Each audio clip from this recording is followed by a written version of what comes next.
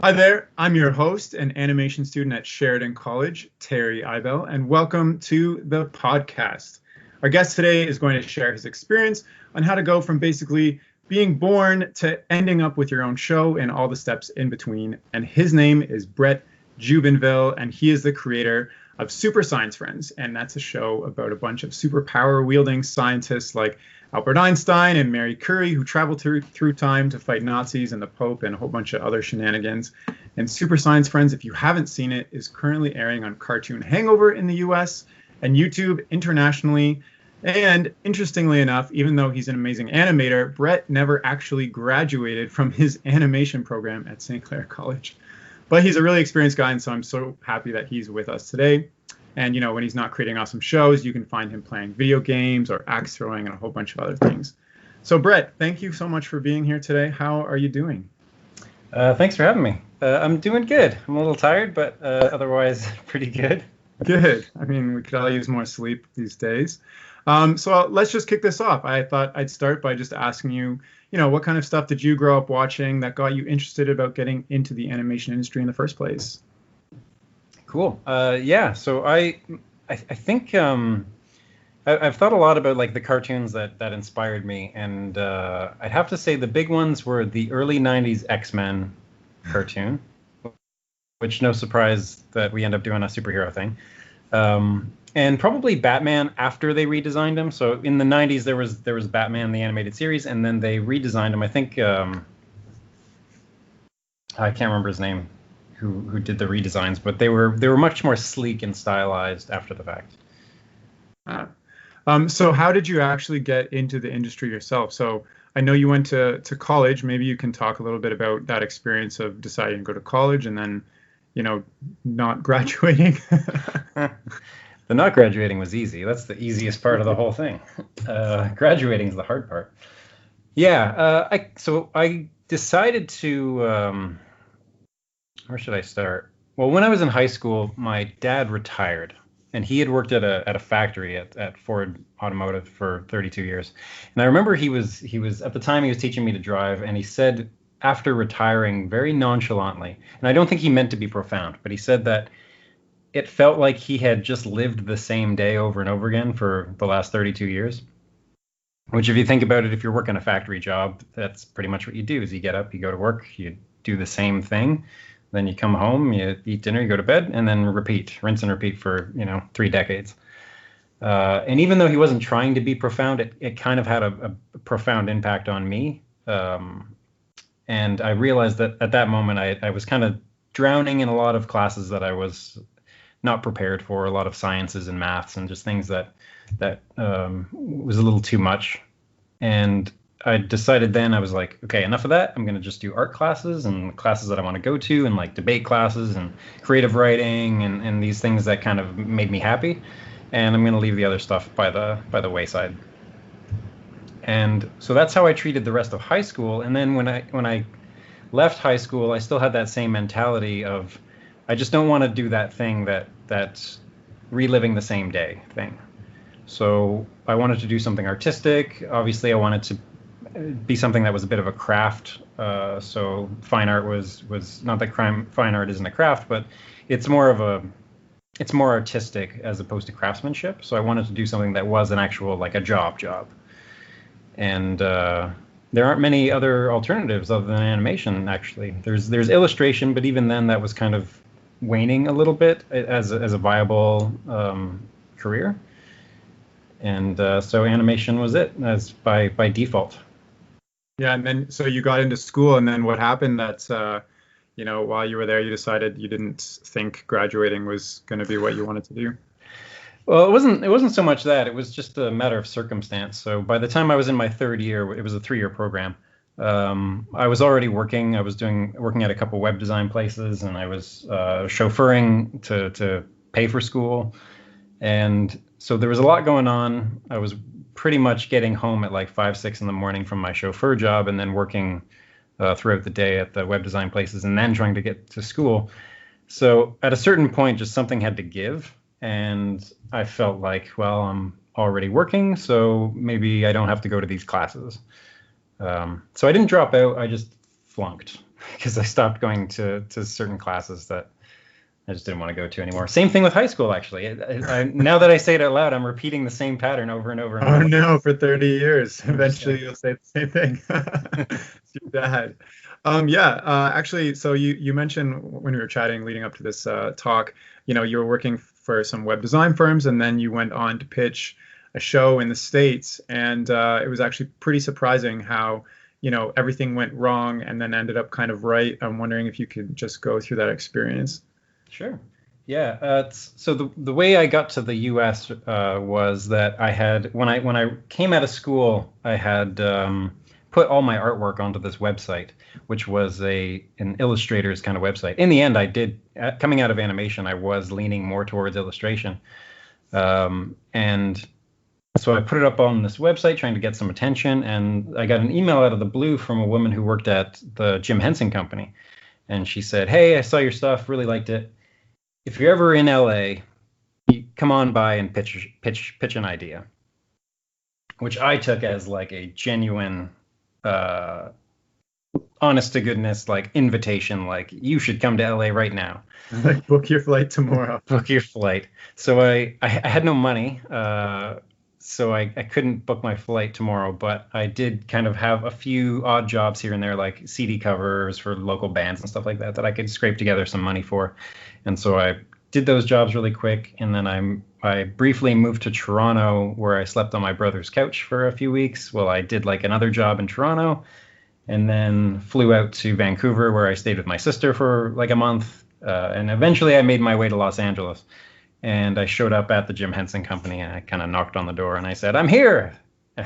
And she knew who I was. I had emailed her just as I arrived, and she basically told me like, "Oh, well, it's great that you're here, but we're going out of town, and we'll see you when we get back. We'll be back in 2 weeks." Oh my gosh. And again, like money was tight, so I did not have 2 weeks worth of hotel money just kind of rattling around in my pocket. So I went back to the airport because I did have my return flight. So one smart thing I did do. So I went back to the airport, and that's where I would sleep for most of the time. And then I would transit back into the city, and then when I wanted to go downtown.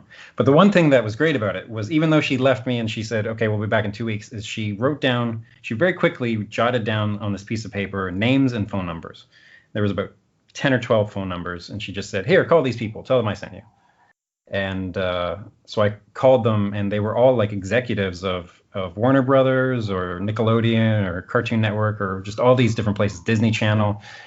And because she was so nice, and because I think she was, had a really good reputation, I would call these people and I'd be like, "So-and-so's told me to just give you a call." And they said, "Oh yeah, sure. Come on down. Come on over." And not a single person turned me away. Not one. Which I think speaks to her more than it does to me. And yeah, so I got to spend the nights sleeping in the hotel, the nights sleeping in the airport, and the days touring these great production facilities and just getting shown around and seeing what is actually a studio looks like. Because we didn't have an internship program at our school, so this was my first foray into like seeing an actual animation studio. I can't imagine sleeping in an airport overnight every night. It doesn't sound like something I would enjoy doing at all. They don't turn the lights off. It's kind of like a hospital that way. And but the good thing was, at the time, if a security guy came by, you could just go like, "I'm waiting for my flight," because I did have my ticket, and they'd leave you alone. But I don't think you could get away with that today. I think they're wise to it. Yeah, okay. So I did want to talk a little bit more about Super Science Friends. I'm wondering, maybe you can kind of give like an overview of how you view the show, and then how did that go from being, an idea in your head to actually becoming a fully produced show with a team behind it? Yeah. When you say like my view on the show, do you mean like what? Yeah, there's like the Wikipedia version, like a bunch of historical figure scientists with superpowers traveling through time, headed up by Winston Churchill, but how do you picture it in your head? Like, what's the driving force, main idea behind it? I mean, it's the way I came up with it was I was playing Fallout New Vegas, and there was a character that looked a lot like the Space Ghoul. I mean, if you put them side by side, arguably I ripped off Fallout New Vegas for this character, but that's how I came up with it. Was I drew that character. Whenever I come up with a show idea, typically it'll come from a sketch. So I'll just be sketching random stuff, and then I'll start thinking as I'm drawing, like, oh, interesting. Wonder what kind of world that person lives in. And so I did that same thing with this one, where I came up with that design, and then I really liked it, and I just kind of couldn't sleep that night, and I stayed up figuring out the world that it could inhabit for this character to actually exist. For me, like what the show means to me right now is one, it's the first show that I actually have written. Like the show to me is the experience of me learning how to make a show. So if you go back and you look at episode 1 versus say episode 5, and certainly episode 6, which hopefully will be out soon, there is an obvious visual learning curve that you can see, not only in the visual style and the way that we frame our shots and the way that we draw the characters, but also just in the way that we tell the story. Like in the first one, we were with the Super Science Friends the whole time. There was very little cutaway to someone else. Whereas now we have this A and B plot where we show the bad guys and we kind of show what they're doing, and then we cut back and we cut back and forth. And that to me is just like us getting better at writing and getting better at making the show. So how did it go from, you staying up late at night drawing this character to actually having a team behind it and producing the first episode? Like, you obviously had to sell people on this and then find resources and all that other stuff. So maybe you can just go through that a little bit. Sure. At the time I had started Tin Man already with my partner Morgan. So that night that I had come up with the idea, she was at a conference called Kid Screen, which used to be held in New York. And she was there to pitch some kids shows that we had come up with to like Nickelodeon Cartoon Network. And so because I was up all night and I was feverish about this new idea that I just birthed into the world, I sent her the one sheet that I had cobbled together, and I said, throw that other crap in the garbage. This is the show. Oh, no. And so like this is as she's heading into a pitch with the Cartoon Network. And so she goes, okay, and then quickly like reads the thing and doesn't really understand what the hell she's reading because it was, all cobbled together. And then she pitches it, and without surprise, it goes completely horribly, and they don't really care for it, and they said it's too soon for Nazis and a bunch of other things. So it didn't go well. The other shows that we went in there with, they had a chance, but we completely just kiboshed that. So after that dismal affair, it kind of just sat on the shelf for a while, and it sat in our dev folder collecting dust with all our other kind of half-baked ideas. And a couple years later, Kickstarter started to become a thing. And it was intriguing because we were a small studio, and this kind of crowdsourced, alternative revenue stream thing, we were like, oh, we should try that out. And we looked through all the properties that all the show ideas that we'd come up with of something that we could try and kickstart. And this one just kind of jumped out as something that would probably be able to find some fans. It's very kind of science-based, and that was, starting to pick up and get popular with guys like Neil deGrasse Tyson, being interviewed on The Daily Show and things like that. So we figured that might be worth a shot. And so we did a Kickstarter, and thankfully it was successful. And that's how we started doing it. And then after that, the Kickstarter, I should clarify, is a terrible way to raise money. We raised, $30,000, but because we way overpromised on all the rewards, and because shipping, we had no idea what shipping costs, and it costs a lot. All the money went towards that. So we were very out of pocket for the episode, but the way we paid for it then is the same way we pay for it now, more or less, which is we do work for clients, and then we take the revenue from that, and we work on something that we want to work on. We have Patreon and some other things now that help, but for the most part, it's still just like do some legit work and then take the money from that and do some fun stuff. So like the last I checked on your YouTube channel, at least you have almost 5 million views, over 100,000 subscribers to the show, and it's growing. Do you see revenue streams coming in specifically for this show other than Patreon, or is it you're going to continue to? This is like your creative project on the side of your studio work? There's a little bit. It's the YouTube ad revenue isn't much. Like, it's probably the most we've ever made is maybe a few $100s a month. And that's probably been in a month where we released an episode, which cost, several tens of thousands of dollars to produce. So there isn't so much of a future on YouTube just from the YouTube ad revenue. Not that it doesn't help.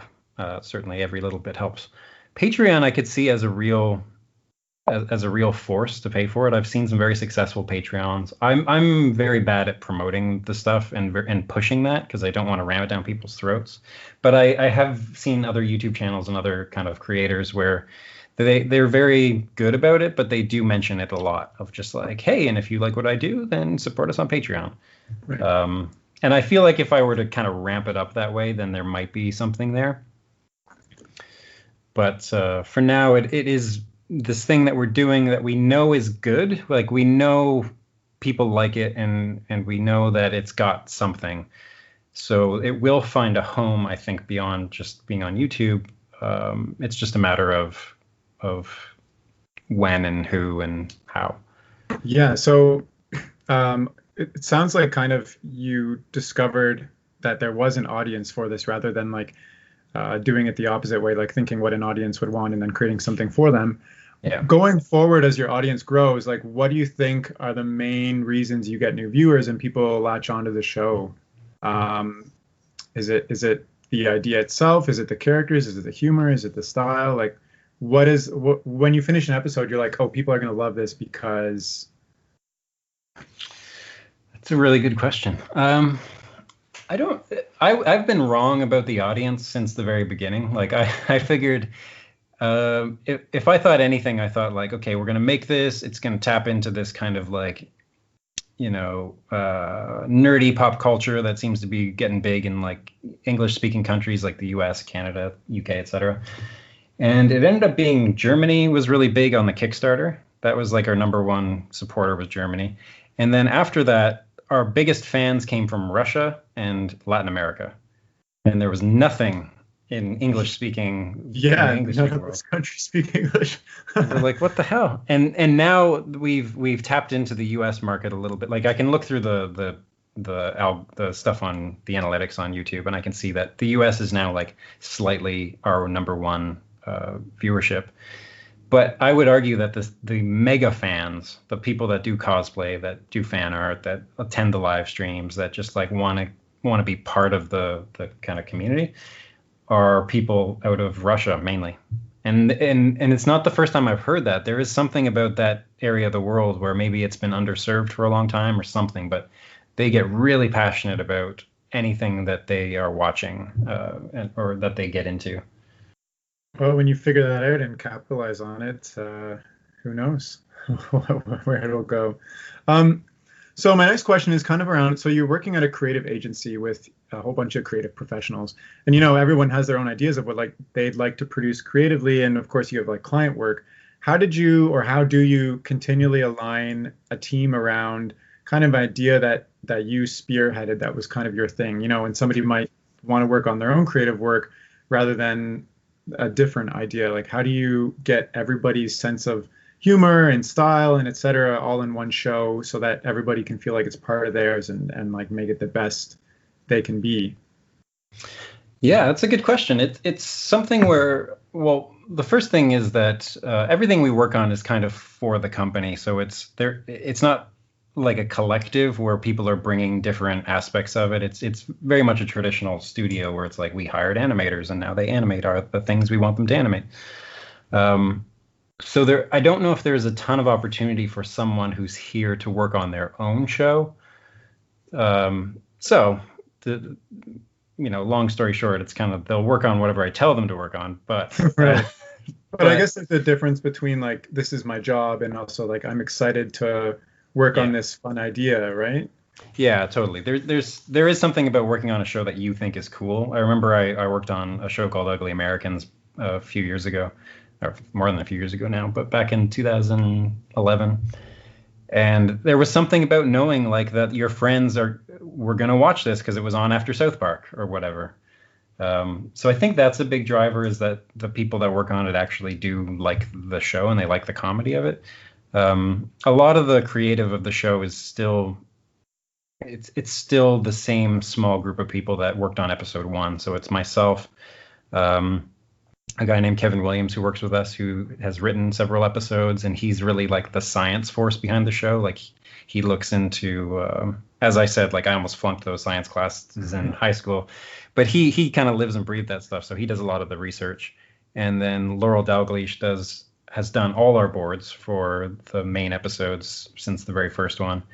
And that brings a certain charm and a certain humor to it as well. It's just she draws real funny, so that helps. And it's part of the reason why we've taken so long to do the episodes we've done, is because it's still very reliant on this core group. I should mention Larissa Melnick as well. She's been our lead animator since about episode 2, and she's really taken it beyond what I could do and fleshed out all the character libraries and all the hand poses and stuff that I didn't bother doing. I was just like, yeah, here's what a hand looks like. And now she can tell you what it looks like from every angle, and has been great with the rest of the crew for that. So maybe talking a little bit more about the team. I know you're fairly small. Tin Man Studio is fairly small compared to the bigger studios. So when it comes to, building a team, what kind of animators or designers or storyboard artists are you looking for? Are you looking for people that are very specialized, or are you looking for people that have a very general experience and can work on different areas as needed? Generalists, almost exclusively. And that comes from us being very small at the early days, where it was just Morgan and myself. And so we needed someone, if we were going to bring someone in, let's say we had a commercial that was 8 weeks. There might be 4 days of design work in that 8 weeks. So for us to hire just a designer to come in for 4 days, and then we have to find an animator or a storyboard artist to board those designs, and then an animator to animate that storyboard artist design. It just seemed like too much work. So we would look for someone who could do all three. And then we kept that mentality going as we grew. And so, well, now we're big enough where there are some people that just gravitate more to design or gravitate more to boards. Typically, everyone is still kind of hands on deck for whatever we need done. So I think almost everyone here can animate. So if we need to crank out a bunch of animation for something, then we do that. And if the animation work is kind of done and we just need to focus on boards, then we do that. So when you're looking for somebody new to join your team, is that kind of one of the top qualities you look for? Or is there something else that helps somebody stand out from the rest of the crowd? It's really being able to draw, being good in various aspects. Being a good mimic is important. It's great if you have your own style, and it's great if you have your own work. But the art of animation is being able to drop into a studio, be handed kind of the style guide, and then adapt to that. So that's important. One of the main things I would say that's really important for us is just being able to fit in with the kind of vibe that we've got here, which is it's a very relaxed environment. Everybody works very hard, but it's still very much like they come in, they're quiet, nobody really bothers anyone, they put on their headphones, they get to work. And so when I'm interviewing someone, even if they're the greatest artist I've ever met in my entire life, if they come in and I'm talking to them and I feel like they're going to kind of wreck that vibe, then we don't work with them. So be quiet, don't bother anybody. Well, it's just like it's this thing of like, I remember when Google announced like their big open office space that they did, that they kind of pioneered, and then everyone followed suit. And I remember looking at that and going like, my God, like people bother other people. That is just the fact of life. And when you put enough people in a room, if you're putting 500 people in a giant room, it's just going to be like this simmering environment of irritation all the time. And so at our studio, we have a lot of like little rooms. So typically there's no more than like 5 or 6 people in a room, maybe 7 or 8 at the most. And that's purposefully done just so it's like, because if, personalities can clash, and we just try and keep the drama low if we can. Makes sense. So last thing I want to talk about is, because I know you have some experience in this, is how to craft, a pitch, and how that is changing, especially with, Netflix approving a huge amount of animated content. Can you go into that and how it's changing and what your experience is with that? Sure. I've only ever gotten one pitch, aside from commercials, which I've pitched. I've only ever gotten one pitch that actually went through, and that was a pitch for a show called Ramblers that got picked up by Nickelodeon for their shorts program. So we did get to make a pilot with Nickelodeon for that, which was great. But I've never gotten a show onto Fox or something like that. So you may want to ask Seth MacFarlane. However, all you got is me right now. So from what I understand, the way it used to be is each channel, each network would have an audience, and they would cater to that audience. So, if you go to the sci-fi, they would cater to sci-fi fans. And if you went to comedy, it would be comedy fans.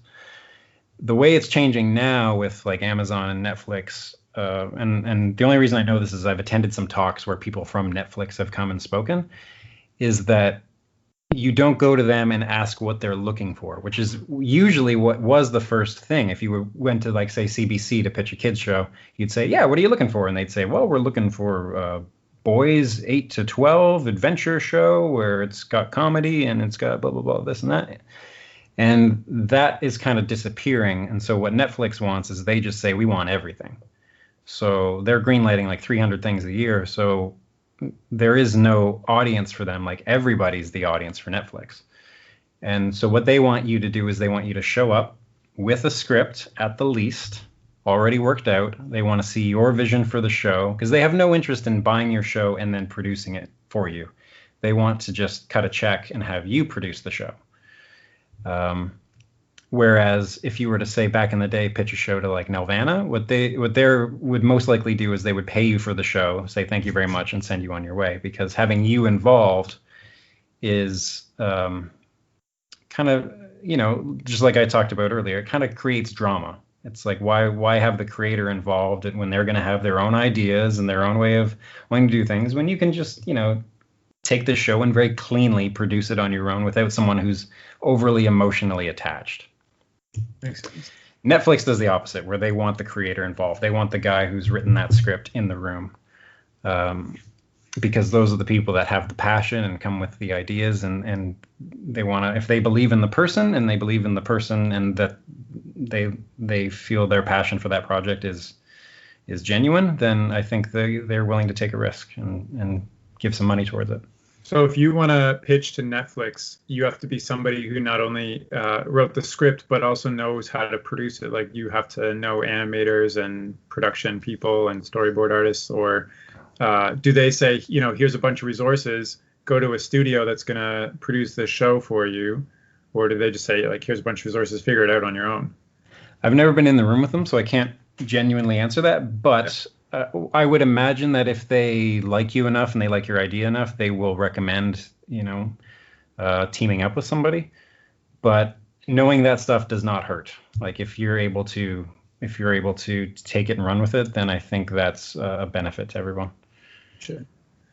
So maybe just talking about pitching, and I'm a student, and people listening to this podcast, maybe beginners or students themselves, what advice can you give somebody who's more or less anxious to pitch or doesn't know where to start to conceptualize their idea?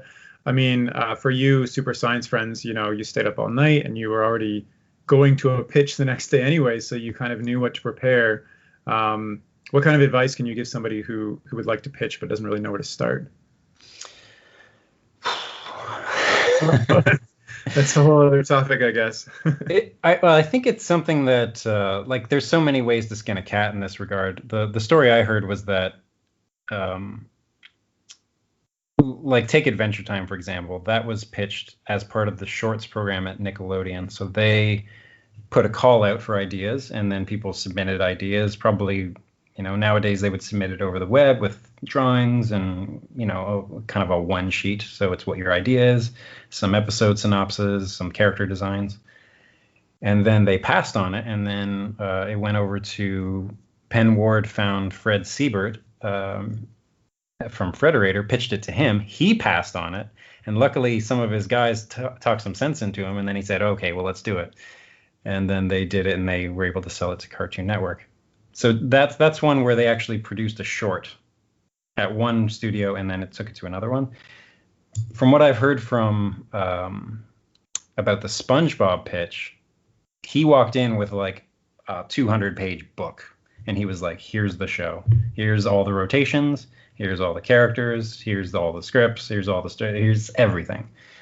And then there are other places that don't want that at all. Like they just want to come in, they want to hear the log line, they want to hear that nugget, that hook, and then start to flesh it out and take a little bit of ownership on it themselves.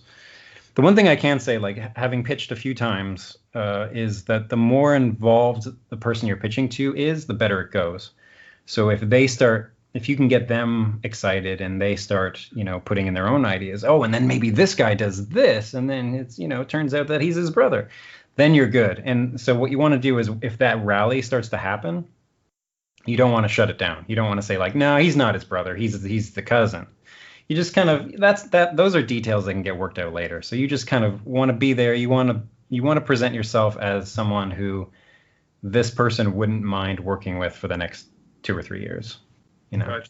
So it sounds like step one is research where you're going to pitch to figure out what they want to see.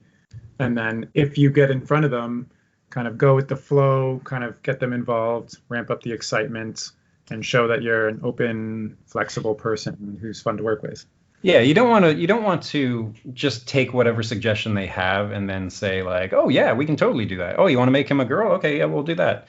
Because they do want you to be the force of it, but you don't want to shut them down either. And I would argue that doing the research is very important, not only for pitching a show, but for applying for a job. So if you're going to apply to, let's say, Nelvana for a preschool show like Babar season 18, then don't put a demo reel together that only shows your adult blood and guts animation. And it's not hard to like put together some specific stuff. So you can have your general demo reel and your general portfolio, but throw in a few special ones. So if you're going to go to Cartoon Network, then draw some Cartoon Network looking stuff. Because more often than not, if you're applying for like a design position on an existing show, they don't care that, yeah, you can learn it or there's talent here and we just need to nurture it out of them. What they want to see is they want to open that portfolio and see their show and go like, yep, this guy's got it. Hire him or her. That makes sense. So and like I said, maybe you'd spend a couple days putting together something specific for them. And I think that 2-day investment can go a really long way. Yeah. So just wrapping up, any final thoughts for students like myself or those who are just studying in general, who are just beginning their careers in the animation industry, coming from a seasoned professional as yourself? Yeah, I've got 2 pieces of advice that I always give to students. One is if you haven't yet, get a credit card, especially if you're planning to freelance, because believe it or not, banks are not anxious to give credit cards to unemployed recent grads, but they're very anxious to give credit cards to current students. And having a credit rating can mean like I didn't have it when I came out of school and I couldn't even get an apartment. It's like things like that are really tricky, especially if you want to freelance. My second piece of advice is be as kind and nice to your fellow classmates as you can, because as good as your resume is and as good as your portfolio is, it's usually a recommend from one of them that will get you your first jobs in the industry. At least for us, when we're looking for someone new, the first person I go to talk to is the animators that I'm already working with. And I say, hey guys, we're looking for this type of person. Do you know anyone? And then they'll recommend if they know someone who's just freed up from a gig somewhere or something. That's where I get my recommends from. We really don't do like job postings all that often. So it's makes sense. So get a credit card and be nice. I love it. Great. Well, thank you so much, Brett. It's been a real privilege to have you on this podcast today. Thanks. The pleasure's all mine. Great. And just before we leave, I want to share some ways you can follow Brett's work on Super Science Friends. He's got supersciencefriends.com, which is the website dedicated to everything about the show. They even have a fun little beat 'em up side scroller game, some songs and other tidbits. You can find them on YouTube at youtube.com/supersciencefriends and join their 100,000 subscribers. They have Instagram, so instagram.com/supersciencefriends, where you can see behind the scenes and some fan art. And then Brett mentioned the Patreon, and just go to www.patreon.com/supersciencefriends and you can find them there to support them there. So, all right, thanks for tuning in, everyone. And a really big thank you again to you, Brett Jubinville. And be sure to check out our next episode. Okay, bye.